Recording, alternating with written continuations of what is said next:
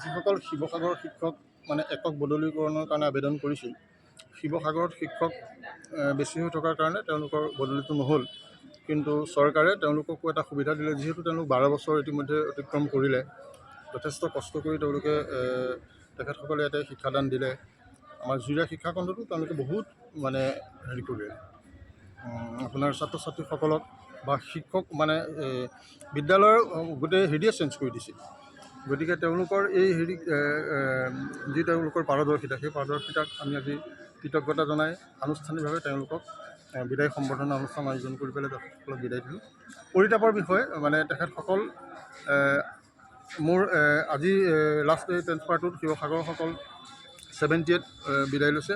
ইয়াৰ আগতেও মোৰ 125জন গ'ল। আল্টিমেটলি মোৰ 200 শিক্ষক ইয়াৰ পৰা জিলা শিক্ষাখণ্ডৰ পৰা বদলি হৈ গ'ল।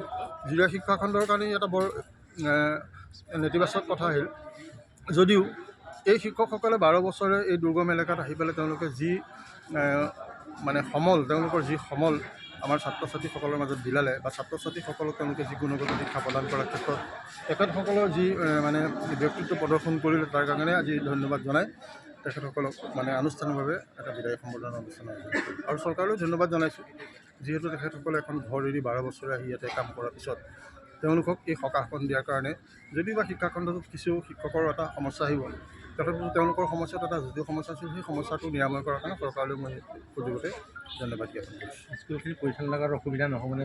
স্কুলখিনি পৰিচালনা কৰাত যথেষ্ট অসুবিধা হ'ব। ইতিমধ্যে চৰকাৰে সেই কথাটো গম পাইছে।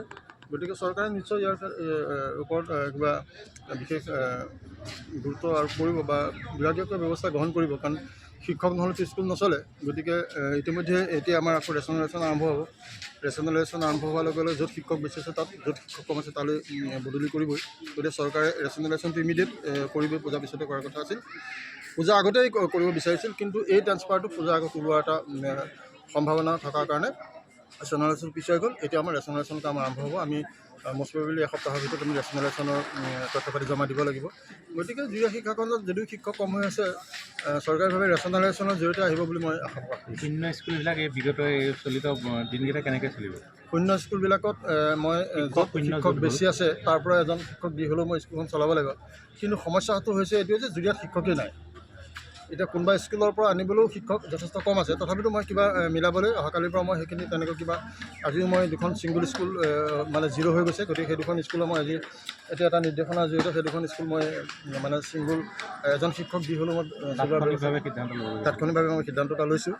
আমাৰ মণ্ডল কেন্দ্ৰ সমন্বয়কসকলৰ লগত আলোচনা কৰি য'ত বেছি আছে তাৰ পৰা এজন শিক্ষক দি পেলাই হ'লেও মই অহাকালিৰ পৰা বিদ্যালয়খন চলিব পৰা এটা ব্যৱস্থা কৰিম আৰু চৰকাৰক দৃষ্টিগোচৰ কৰিম। চৰকাৰে ৰেচনেলাইজেশ্যনৰ জৰিয়তে জুৰীয়া শিক্ষাখণ্ডত শিক্ষক দিব বুলি মই আশা প্ৰকাশ কৰিছোঁ।